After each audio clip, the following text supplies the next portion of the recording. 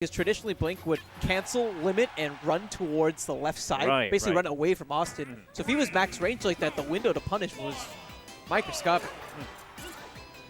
Anyways, talking so much about the past, let's jump into the present where Muffin Bros Karna finds himself in losers finals, getting knocked down by Denti, who's sitting in grands. Now up against Awestin. Karna, of course, such a smart tactical player who's so good at shutting off your options, but what makes Awestin very unique is he pulls out options that you didn't even think were on the table. Right, yeah. It's not that the options aren't necessarily, you didn't think they were on the table, you just didn't think they were good. You see those options, those are bad options. You'd never choose those. And as we saw earlier today, he makes them work sometimes. Yeah. It's the grape pea shooter, you know? Good safe pressure from Karna, just going back to center stage rather than trying to push the forward air and shield pressure further. Of course, another aspect of the game, how consistent will Karna be on the edge guard department?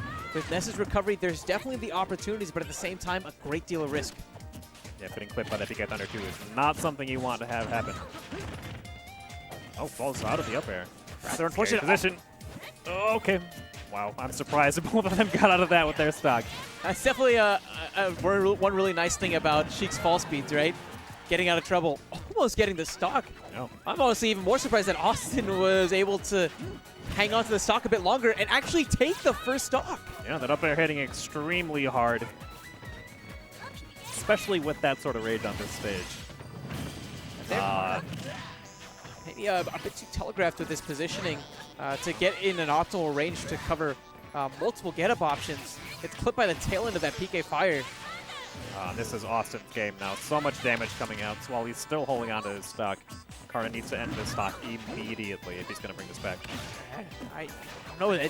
It feels very much like the snowball has started. Yeah, it's going downhill, and there's not really much you can do to stop it. Bouncing fish, however, is one excellent way to cut that snowball down a little bit. If Karna manages to get some good combo strings in here, he could bring this back, or like one really good edge guard sequence, but it's looking hard. Especially with every single one of these hits. They're all adding up.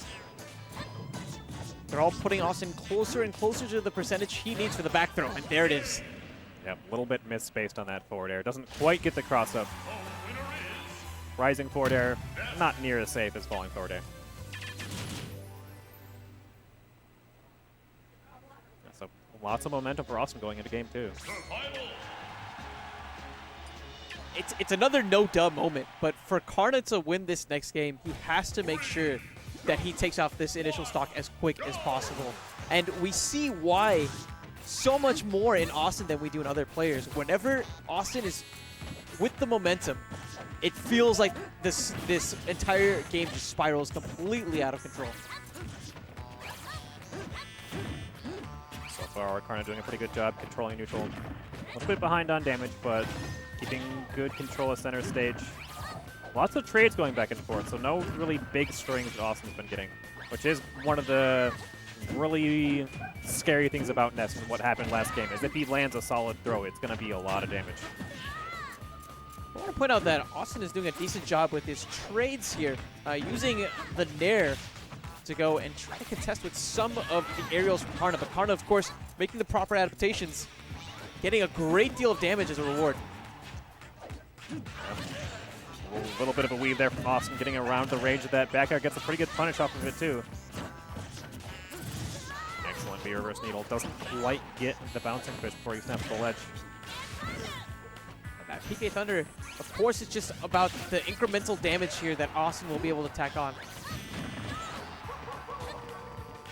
Getting closer and closer to that point. Up air won't be enough yet, but the next one should do it. What a mix-up from Karna. Yeah. Descending in a very aggressive manner.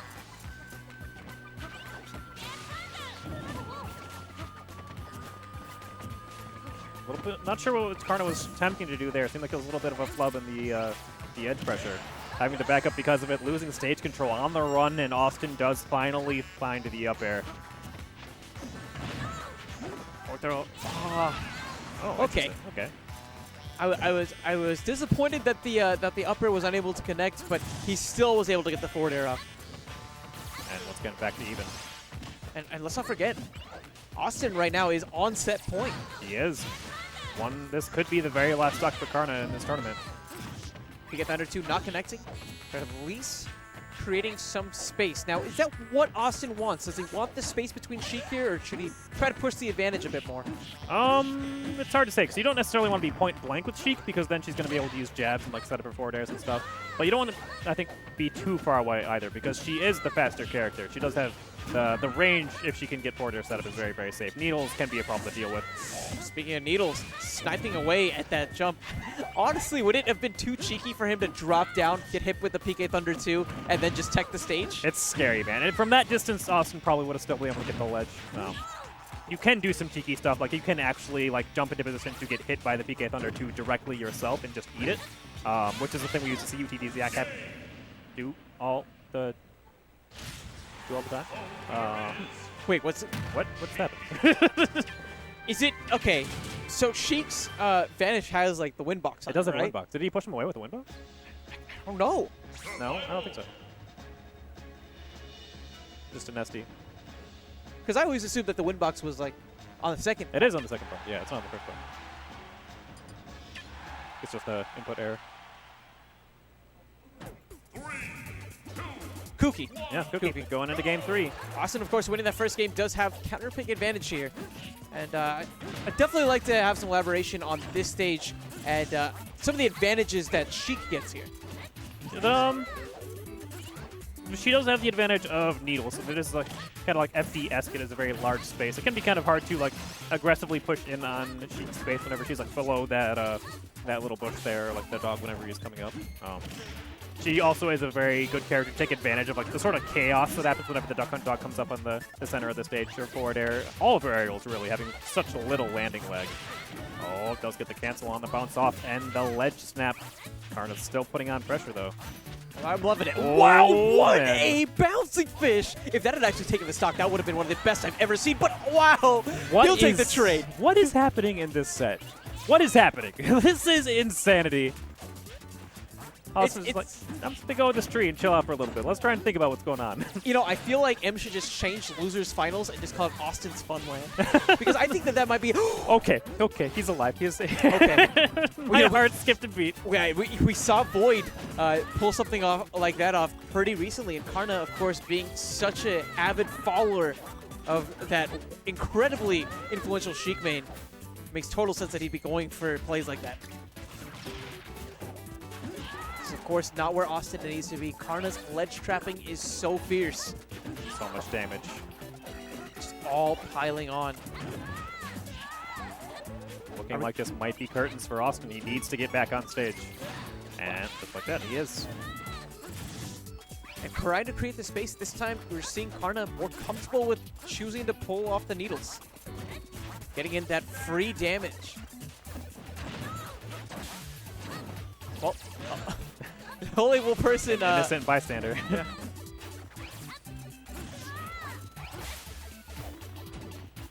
Very tense moment. This is the Sheik problem. Awestin is at a very high percent now. Lots of rage. If he gets just a couple solid hits, that could be enough to seal the game in his favor. Looks like Karna is so aware of this. You're noticing him use a lot of needles to prevent Austin's grounded movement. And beyond that, whenever Awestin gets close, he's doing retreating fares. Yes, yeah, very safe, evasive play. Not something we see out of Karna a lot, but definitely making a very good use of it here. Yeah, he definitely does not want to get hit by one of those rage back throws right here. Yeah, got to be very careful pressuring the ledge. So respectful. Even there, you saw Awestin grab the ledge twice, but Karna chooses not to press the advantage. He knows a single mistake could throw this entire game away. Awestin now, max range, but if he gets hit by anything, it could be curtains for him. Bouncing fish! Excellent window picked there. Weaving around the PK Thunder and then punishing whenever the opportunity is there. Beautiful. Absolutely beautiful adaptation on both sides. And of course, kookiness as well. Let's look at this. Worth. Insanity. Worth. Worth? I guess. I guess that's worth. We take those. Wait, I suppose we do, yeah. I just get it over the bouncing fish, man. Right, yeah, that's a very good He's bouncing like, I'm going to bouncing fish onto the stage at an angle where the second hit is going to hit. Right, yeah. Nice little rebound there. It's like I think about a classic match that me, Neptune, and Alfred commentated. Yeah. It was like Yo versus Karna. And Karna takes the first stock, and he's going into the second stock, and he gets a bouncing fish. I think it hits Gio, comes back and hits the balloon, and then I think it hits Gio again. I was like, Ouch. That's a lot of damage. Jesus, man. It's vicious. Yeah, it was pretty gnarly. A swift rage quit after that. I don't blame him. I don't blame him. We were rather obnoxious and rather loud. Oh, no. Anyways, it's grand.